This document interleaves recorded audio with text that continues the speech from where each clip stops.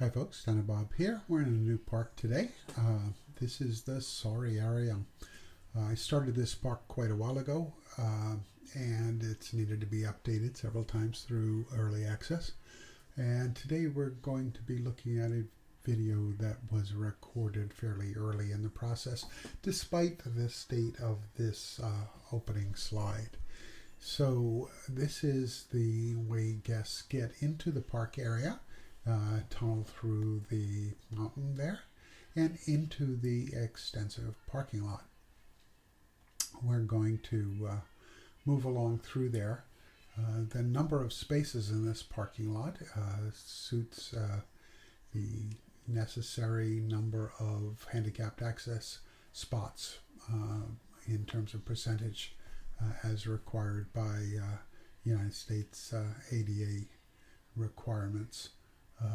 This is all going to look a little bit different, I think, the next time you're going to see it, because there's some more scenery put in here for the parking area and the approach to the park proper. We're going to see a speed build in a little bit of the Sauriarium entrance building, which is in the distance there, but up closer is supposed to be the sort of pre-entrance. There it is in front of us for the parking lot area, and this has a guest generator in it. I ran into issues at one point where the guests just started wandering around the parking lot lots and lots. So this entrance, as you see it here, is going to be slightly modified in the future to keep them from getting out into the parking lot. So we have an approach path here by the traditional Paleogene's welcome sign to the particular park. You can see wall hiding things over there, but we're going to move up the path here, very sparsely developed at this time. The building itself is inspired by concept art for a Texas zoo. I don't know if the actual building has been built, but I found it very interesting and thought I'd see if I could replicate it here in Prehistoric Kingdom. A big patch of plain earth and a look where some of the things will be. There's going to be additional buildings there, I think, the next time you see that. So we're going to spin back around to the building. You can see the name of the park. There's stairs on the left, sort of a place where people can hang out with this sort of stepped concrete there. This is intended to be a multi-purpose structure. And down on the lower left where the ground slopes away, it's going to be a gift shop, and that's what I've got for you today as a speed build for tricking that out to be an inviting space and to sell all the guests who will be arriving plenty of merchandise that will make them happy that they can take home with them.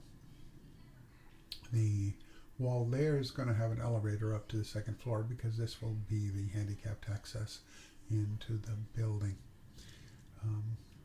You can see me scrolling through trying to find my prefab of elevator buildings, which I failed to do, so I decided to build a new one using the building pieces to replicate doors and in the frame around it, and also, of course, ultimately elevator buttons as well, because we don't have these functional in the game.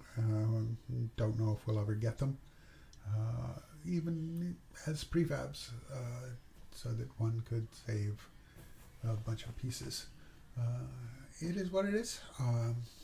So I intend to have a good prefab that I can keep using in my parks, and I think you may actually have seen it in other parks because this was a little bit early in early access.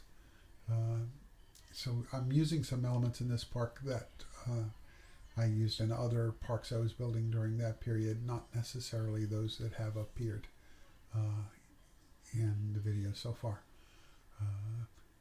So I wanted to bring the pair of elevators up to the main entrance level because the ticket booths are on the right here as we're looking right now, and even our handicapped guests will need to get up there so they can pass through those gates. So now on to moving in enough of the modules for shopping and support columns for the spaces overhead. I wanted to have a little bit of ambiance in this area, and rather than do giant statues or even size modified statues, I decided to do some shade plantings, and that's what's going in here right now. I really like the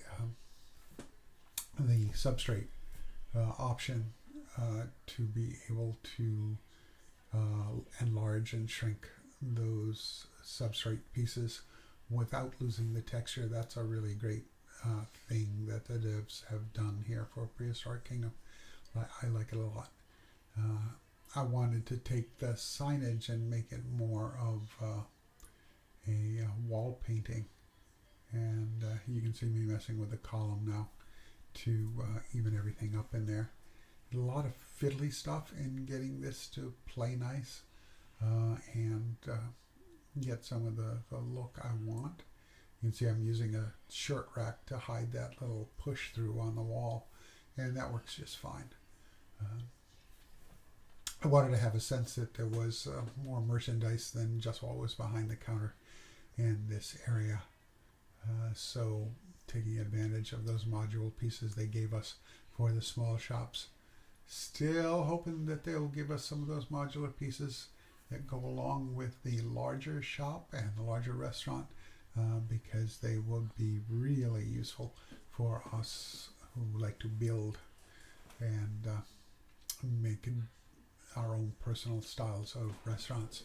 So in the back corner there, I'm setting up access for the staff so they can get to stock and maybe take a break, getting away from the hordes of people buying the merchandise.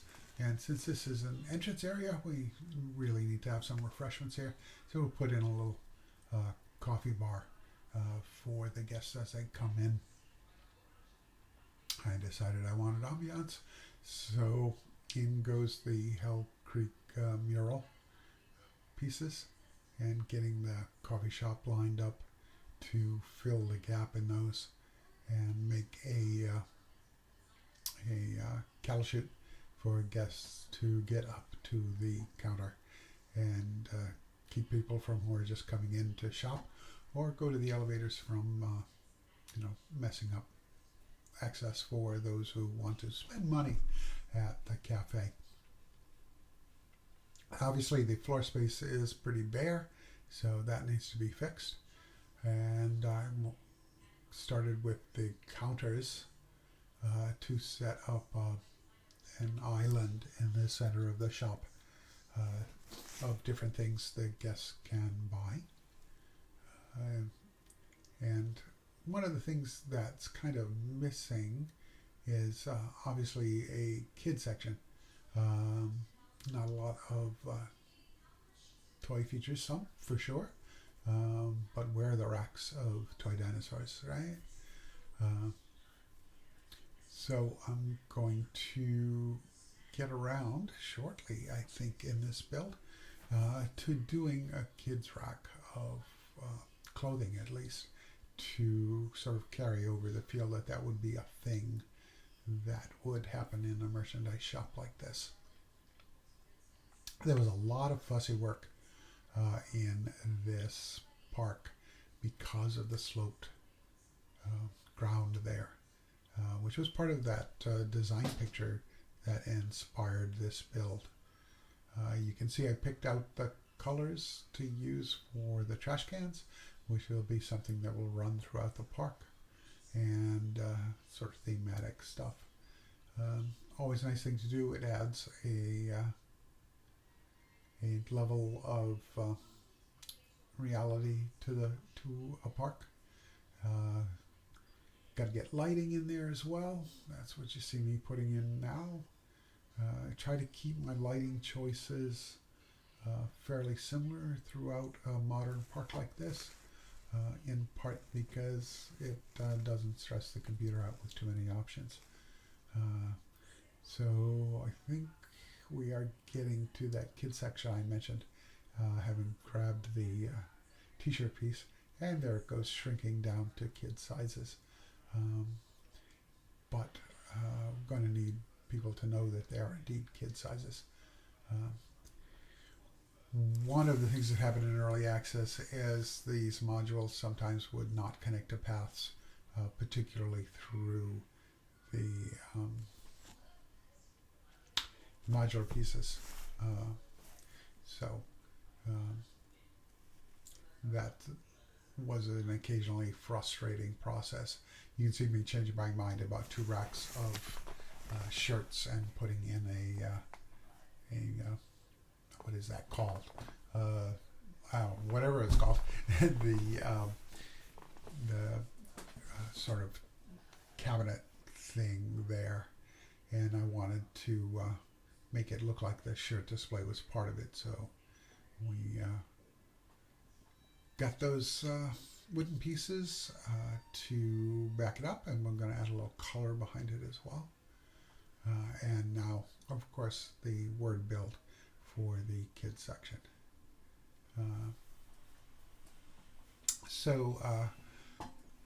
This park will see a little bit of a jump, I think. I didn't always record my videos as I was building part of it. And that means there will be, like I said, jumps in the builds. I'm not sure if we'll get to animals next time, because there was a lot more stuff I added into this building to make it work. Not all of it, of course, was recorded on videos, but it is what it is. Obviously, this section was looking a little undecorated, so I decided to go thematic and play around with the animal silhouette signs in order to give us a sense of what our guests might be encountering as they enter the park. Ultimately, I went back in and put a staircase just to the left of the elevators to get up to the second level, so I would have the visible guests in the game come through this area and still be able to get up to the second floor. Give them another option besides that first set of stairs I mentioned when we were looking at the picture. In part because I was seeing a lot of traffic jams at that staircase, and in part because that's actually kind of a more realistic thing that would have been happening. So, animals of several kinds in here, and they will be visible on the stairway when it goes in. So that's pretty much it for this one. As you can see, things are a little bit more advanced in this still shot, and thank you for stopping by today.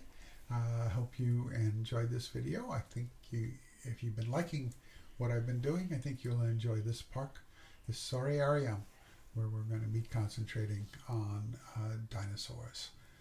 It's a neologism, cramming saurian with terrarium. And that's it. So punch the like button, subscribe, be kind to each other out there, and just keep on keeping on. This is Dino Bob signing off.